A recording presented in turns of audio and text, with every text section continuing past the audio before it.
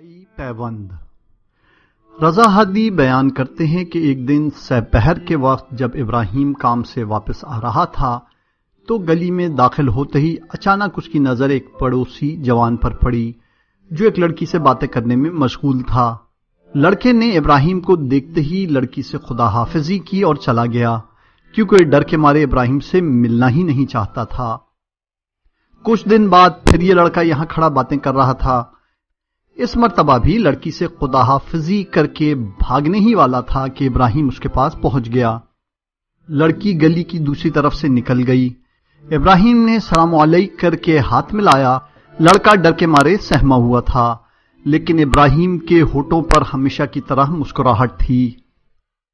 اس کا ہاتھ چھوڑنے سے پہلے بڑی ہی نرمی سے اس سے باتیں شروع کرتے ہوئے کہا، دیکھو بھائی، ہمارے محلے اور کوچے میں اس طرح کی چیزوں کا کوئی سابقہ نہیں رہا ہے۔ میں تجھے اور تیرے گھر والوں کو اچھی طرح جانتا ہوں۔ اگر تم حقیقت میں اس لڑکی کو چاہتے ہو تو تمہارے والد صاحب کے ساتھ بات کروں۔ لڑکے نے جلدی سے ابراہیم کی بات کاٹتے ہوئے کہا، نہیں، تجھے خدا کا واسطہ میرے والد سے ایسی کوئی بات نہ کرنا۔ مجھ سے غلطی ہو گئی، خطا ہو گئی، مجھے معاف کر دیجئے۔ ابراہیم نے کہا، نہیں، تو میری بات نہیں سمجھے۔ دیکھو، تمہارے والد صاحب کے پاس گھر بھی بڑا ہے اور تم اس کی دکان پر کام بھی کرتے ہو۔ میں آج رات مسجد میں تمہارے والد صاحب کے ساتھ بات کروں گا تاکہ تم انشاءاللہ اس لڑکی کے ساتھ شادی کر سکو۔ اس کے علاوہ تمہیں اور کیا چاہیے؟ جوان نے اپنا سر جھکاتے ہوئے بڑی شرمندگی سے کہا، اگر والد صاحب کو معلوم ہوا تو وہ بہت غصے میں آ جائیں گے۔ ابراہیم نے کہا، یہ مسئلہ مجھ پر چھوڑ دو، میں حاجی صاحب کو جانتا ہوں، وہ ایک سمجھدار اور عقل مند آدمی ہیں۔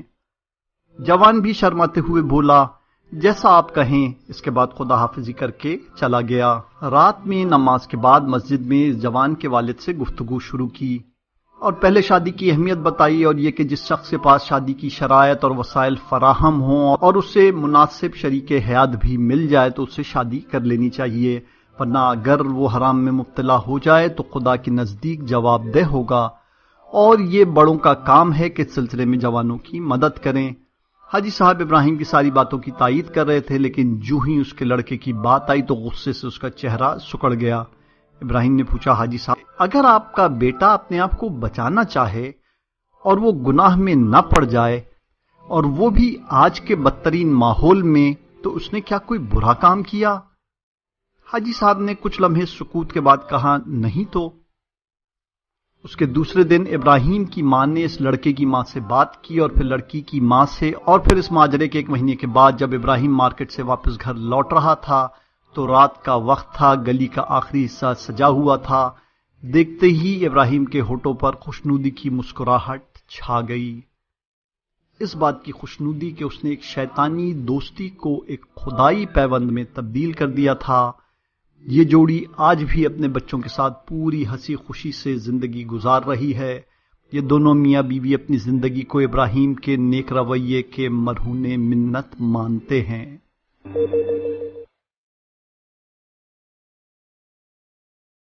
انقلابی دور۔ امیر ربیعی کہتے ہیں، ابراہیم کو بچپنے سے ہی امام خمینی رحمت اللہ کے ساتھ ایک عجیب قسم کی عقیدت اور محبت تھی، اور دن بدن یہ حقیقت بڑھتی ہی جاتی تھی، یہاں تک کہ انقلاب کے ایام میں یہ اپنے اوج کو پہنچ گئی۔ جمعہ کی صبح تھی، یہ 1977 کی بات ہے، اور ابھی انقلابی مسائل اور لڑائی جھگڑوں کی بات ہی نہیں تھی۔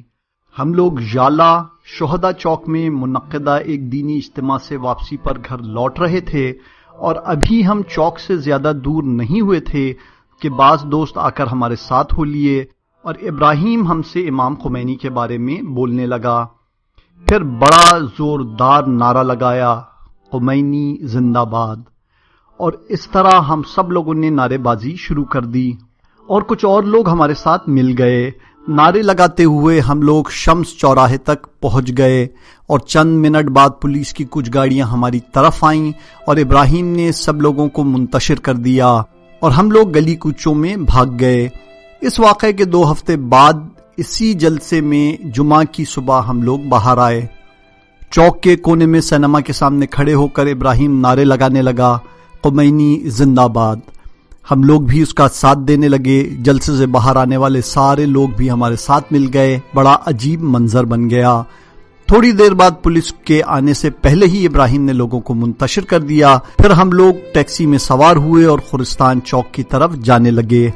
2 چوراہے کراس کر کے میں نے دیکھا کہ پولیس والے گاڑیوں کی چیکنگ کر رہے ہیں اور ایک ایک کر کے سواریوں کی شناخت کی جا رہی ہے۔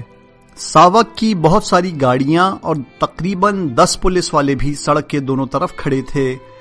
گاڑیوں میں سواریوں کی شناخت کرنے والا خفیہ پولیس والا جانا پہچانا تھا۔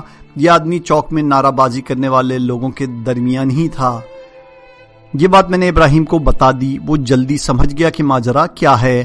قبل اس کے کہ وہ لوگ ہماری ٹیکسی تک پہنچ جائیں، ابراہیم نے گاڑی کا دروازہ کھولا اور فٹ پاتھ کی طرف دوڑا۔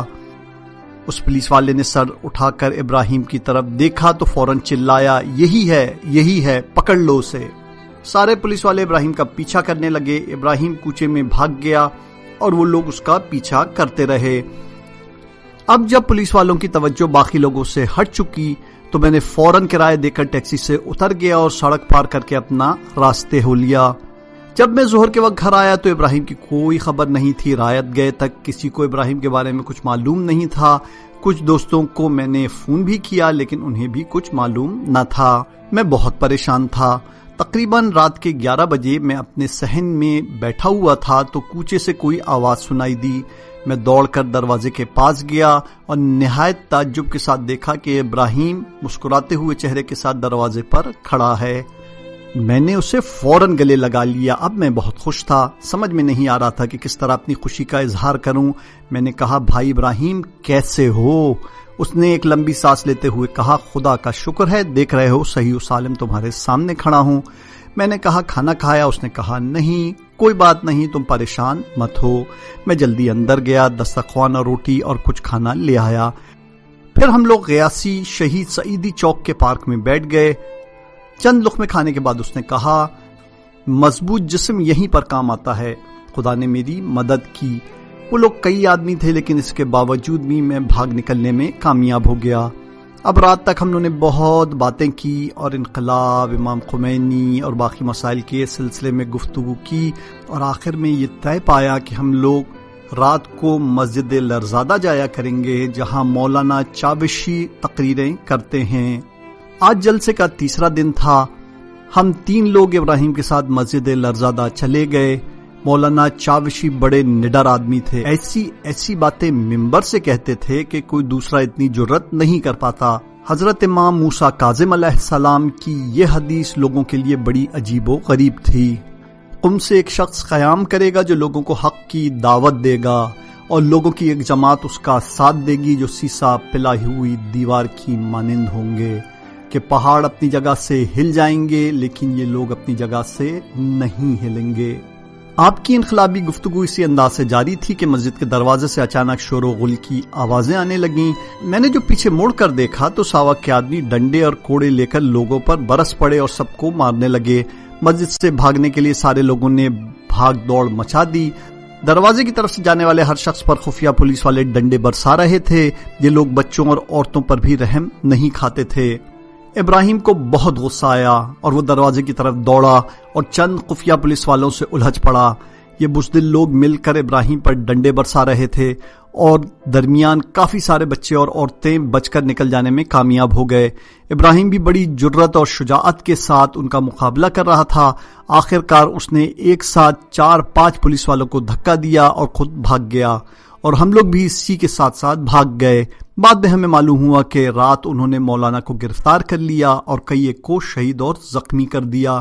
اس رات کو ابراہیم کی کمر پر پڑنے والے ڈنڈوں کی وجہ سے اس کی کمر میں شدید درد پیدا ہو گیا تھا جو عمر کے آخری لمحوں تک جاری تھا، یہاں تک کہ اس درد کی وجہ سے پھر وہ کشتی بھی اچھی طرح نہیں کھیل پاتا تھا۔ 1978 میں پیش آنے والے انقلابی حوادث نے ابراہیم کی فکر اور سوچ کو انقلاب اور امام خمینی رحمۃ اللہ ہی میں مصروف کر دیا تھا۔ امام خمینی کی تقریروں کے کیسٹوں کو بانٹنا، پوسٹر لگانا، اشتہاری کام کرنا وغیرہ سب کچھ وہ بڑی بہادری سے انجام دیتا تھا۔ اکتوبر کے اوائل میں وہ کافی سارے جوانوں کو اپنے ساتھ لے کر قیطرہ کی پہاڑیوں پر چلا گیا اور شہید مفتاح کی امامت میں ہونے والی نماز عید الفطر میں شرکت کی۔ نماز کے بعد پھر اعلان ہوا کہ جمعہ کے دن کا احتجاجی جلوس ژالہ شہداء چوک کی طرف جائے گا۔ 8 دسمبر امیر منجر بیان کرتے ہیں کہ یہ 8 ستمبر 1977 کی بات ہے۔ میں ابراہیم امینی کو بلانے گیا اور ہم لوگ معمول کے مطابق ژالہ چوک میں ہونے والے اس دینی اجتماع میں شرکت کے لیے چلے گئے۔ جلسہ جب ختم ہوا تو باہر بہت زیادہ شور مچا ہوا تھا۔ کل رات ہی کرفیو کا اعلان ہو چکا تھا، اکثر لوگوں کو پتہ ہی نہیں تھا۔ چوک کے چاروں طرف پولیس اور فوج کی بھاری تعداد تعینات کر دی گئی تھی اور لوگوں کا جم غفیر چوک کی طرف جا رہا تھا۔ پولیس بار بار لاؤڈ سپیکر پر اعلان کرتی تھی کہ منتشر ہو جاؤ اور چوک چھوڑ کر چلے جاؤ۔ ابراہیم جلسہ چھوڑ کر باہر آ کر دیکھنے لگا اور فوراً واپس پلٹ کر کہنے لگا، امیر آؤ دیکھو باہر کیا ہو رہا ہے۔ میں باہر آیا اور جہاں جہاں تک میری نظریں دیکھ سکتی تھیں وہاں سے لوگ جوخ در جوخ چوک کی طرف آ رہے تھے۔ اب خمینی زندہ باد کے بجائے شاہ مرد آباد کے نعروں سے تہران گونج رہا تھا۔ پورا ہجوم چوک کی طرف آ رہا تھا اور کچھ لوگ کہہ رہے تھے کہ ساوکیوں نے چاروں طرف سے چوک کو اپنے گھیرے میں لے رکھا ہے وغیرہ وغیرہ۔ کچھ لمحوں کے بعد حالات نے ایسا رخ اختیار کیا کہ جس کی توقع نہیں تھی۔ ہر طرف گولیوں کی گونج تھی، یہاں تک کہ آسمان پر گشت کر رہے ہیلی کاپٹر سے بھی گولیوں کی بوچھار جاری تھی۔ میں جلدی سے دوڑا اور اپنی بائک لے کر آیا اور ایک کوچے سے نکلنے کا راستہ مل گیا جہاں پر کوئی فوجی یا پولیس والا نہیں تھا۔ ابراہیم فوراً ایک زخمی کو لے کر آیا اور ہم لوگ اسے سوم شعبان نامی اسپتال لے کر چلے گئے اور فوراً واپس پلٹے۔ ظہر تک ہم لوگ تقریباً 8 بار زخمیوں کو ہسپتال لے گئے اور واپس پلٹے۔ ابراہیم کا پورا بدن خون سے بھر گیا تھا۔ ایک زخمی شخص پیٹرول پمپ کے پاس گرا ہوا تھا اور فوج بھی دور سے اسی پر کڑی نظر رکھے ہوئی تھی اور کسی کو اتنی جرت نہیں ہو رہی تھی کہ اس کو اٹھائے۔ ابراہیم اسے اٹھانے کے لیے جا رہا تھا تو میں نے اسے روک دیا۔ میں نے کہا اس زخمی شخص پر کڑی نظر ہے اور اگر تم اس کی طرف گئے تو تمہیں بھی گولی مار دیں گے۔ ابراہیم نے میری طرف دیکھا اور کہا، اگر یہ تمہارا اپنا بھائی ہوتا پھر بھی تم یہی بات کہتے؟ میرے پاس اس بات کا کوئی جواب نہیں تھا، صرف میں نے یہ کہا کہ اپنا خیال رکھنا۔ اب فائرنگ کی شدت میں تھوڑی کمی آ چکی تھی اور پولیس اور فوج بھی تھوڑا پیچھے ہٹ گئی تھی۔ ابراہیم سڑک پر سینے کے بل چلتے ہوئے زخمی کے پاس پہنچا اور اسی طرح سڑک پر لیٹے لیٹے ہی زخمی شخص کا ہاتھ پکڑ کر اپنی پیٹھ پر سوار کیا اور پھر ویسے ہی سینے کے بل چلتے ہوئے واپس پلٹ آیا۔ ابراہیم نے عجیب و غریب شجاعت کا مظاہرہ کیا اور پھر زخمی کو میری بائک پر بٹھایا اور ایک دوسرے جوان کو اسے پکڑنے کے لیے کہا اور ہم اسے ہسپتال لے گئے۔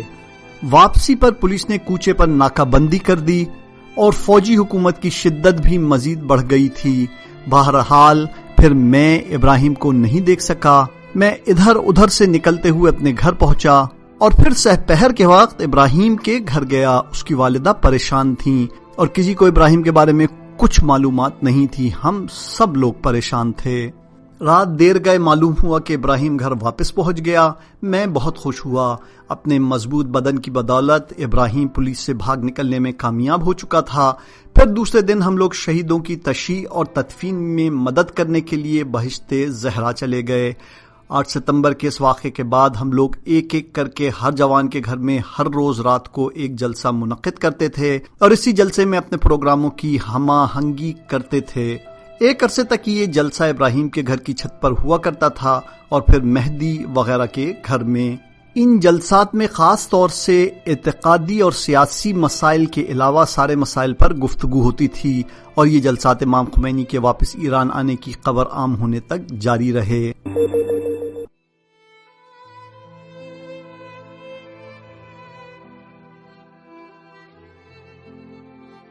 امام خمینی کی واپسی۔ حسین اللہ کرم بیان کرتے ہیں کہ جنوری 1979 کے آخری ایام تھے۔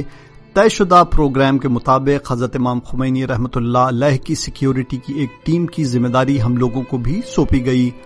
1 فروری 1979 کو ہماری ٹیم کے افراد ایئرپورٹ کے ساتھ متصل آزادی روڈ کے بالکل آخر پر مسلح ہو کر تعینات کر دیے گئے۔ میں حضرت امام خمینی رحمۃ اللہ علیہ کی گاڑی کے داخل ہونے کا منظر کبھی نہیں بھولوں گا۔ ابراہیم پروانوں کی طرح امام خمینی کے شمع وجود کے گرد چکر لگا رہا تھا۔ امام خمینی کی گاڑی کے گزرتے ہی ہم نے فوراً اپنے جوانوں کو اکٹھا کیا اور ابراہیم کے ساتھ بہشت زہرا کی طرف چل دیے۔